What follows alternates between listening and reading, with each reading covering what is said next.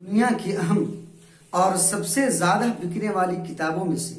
ایک ہے the 100 ranking of the most influential persons.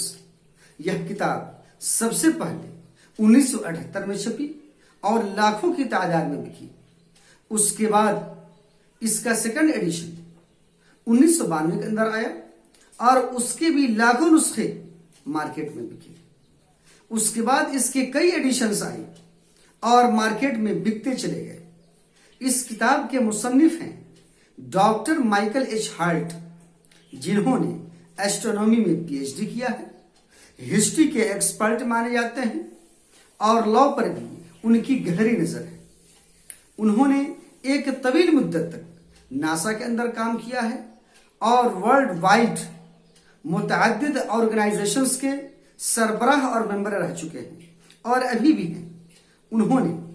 دنیا کی 100 بااثر اور ممتاز ترین شخصیات کا ایک سنگرہ، ایک کلیکشن تیار کیا اور انہی 100 شخصیات کے مجموعے پر یہ کتاب مشتمل ہے۔ انہوں نے اس کتاب کی فہرست تیار کرتے ہوئے نمبر 1 پر تمام نبیوں کے امام، سارے رسولوں کے سردار اور رحمت للعالمین محمد صلی اللہ علیہ وسلم کو رکھا۔ انہوں نے اپنی کتاب کو شروع کرتے ہوئے صفحہ 3 پر لکھا، اور یہ وہ نسخہ ہے جو 1993 کے اندر کیرول پبلشنگ گروپ کی جانب سے منظر عام پر آیا۔ چنانچہ رائٹر نے اپنی اصل کتاب کو شروع کرتے ہوئے صفحہ 3 پر لکھتا ہے، my choice of Muhammad to lead the list of the world's most influential persons may surprise some readers and may be questioned by others, but he was the only man in history who was supremely successful on both religious and secular levels. Writer لکھتا ہے، میں نے 100 بااثر اور ممتاز ترین شخصیات کا سنگرہ تیار کرتے ہوئے میں نے نمبر 1 پر محمد کو رکھا۔ ہو سکتا ہے کہ کتاب پڑھنے والوں میں سے کچھ لوگوں کو تعجب ہو اور دوسرے لوگ میرے اس عمل پر سوالیہ نشان کھڑا کریں، لیکن انسانی تاریخ میں محمد کی شخصیت واحد ایسی شخصیت ہے جو مذہبی سطح پر بھی اور سیکولر سطح پر بھی پورے طور پر کامیاب رہی ہے۔ یہاں پر ایک بات واضح کر دی جائے کہ سیکولر کا ورڈ جب ہسٹری میں، پولیٹیکل سائنس میں اینڈ اکنامکس میں اور ادر سبجیکٹس میں جب ایز اے ٹرم یوز کیا جاتا ہے تو اس کی الگ الگ میننگ ہوتی ہے، اور جب یہ ہسٹری میں ایز اے ٹرم یوز کیا جاتا ہے تو اس کی میننگ ہوتی ہے for humanity as a human being work کرنا۔ خلاصہ کلام یہ کہ رائٹر نے یہ ثابت کرنے کی کوشش کی ہے کہ دنیا کی سب سے ممتاز ترین اور بااثر شخصیت محمد رسول اللہ صلی اللہ علیہ وسلم کی ہے۔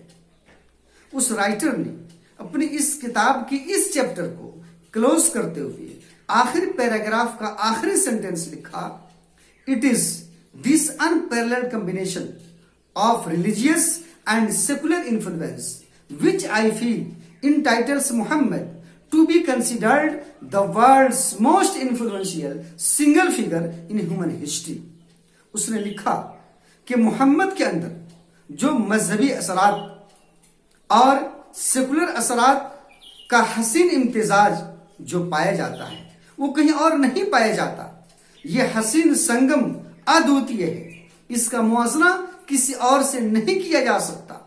اور اسی لیے میرا ماننا ہے کہ انسانی تاریخ میں منفرد واحد محمد کی ایسی شخصیت ہے جسے سب سے زیادہ بااثر اور ممتاز ترین مانا جانا چاہیے۔ اسی طرح سے بریٹن کا ایک بہت بڑا فلاسفر گزرا ہے، تھامس کارلائل۔ اس کی ایک بک ہے on heroes, hero worship and the heroic in history. اس بک کو ایڈٹ کیا ہے David R Sorensen and Brandt E Kinser نے، اور یہ کتاب Yale University Press New Haven and London کی جانب سے 2013 میں جو پبلش ہوئی ہے، اس نسخے میں صفحہ 54 پر رائٹر لکھتا ہے، The man's words were not false, nor his workings here below. Writer ने लिखा कि मोहम्मद के अल्फाज कभी गलत साबित नहीं हुए और नहीं मोहम्मद के कारनामे कभी मेयार से नीचे उतरे। यानी मोहम्मद का न तो एक लफ्ज कभी गलत साबित हुआ और नहीं नबी का कोई काम मेयार से नीचे उतरा, बल्कि उस पैराग्राफ का आखिरी सेंटेंस लिखता है, neither can the faults, imperfections, insincerities even of Muhammad, if such were never so well proved against him, shake this primary fact about him. Writer लिखता है कि मोहम्मद के किरदार में और मोहम्मद के गुफ्तार में एक भी कमी, गलती, कोताही, हकीकत के बरखिलाफ या अक्ल से परे कोई चीज नहीं निकाली जा सकती। और मोहम्मद के बारे में जो एतराजात किए जाते हैं, आज तक उन एतराजात में से एक भी एतराज कभी भी साबित नहीं हो सका। मोहम्मद के बारे में ये वो बुनियादी हकीकत है जो इंसान को झंझोड़ देने वाली है और कोई भी इंसान इनकार नहीं कर सकता। खुलासा कलाम ये कि मुसलमानों की तरह दुनिया का हर मुनसिफ मिजाज और अहले इंसाफ इंसान इस बात को तस्लीम करता है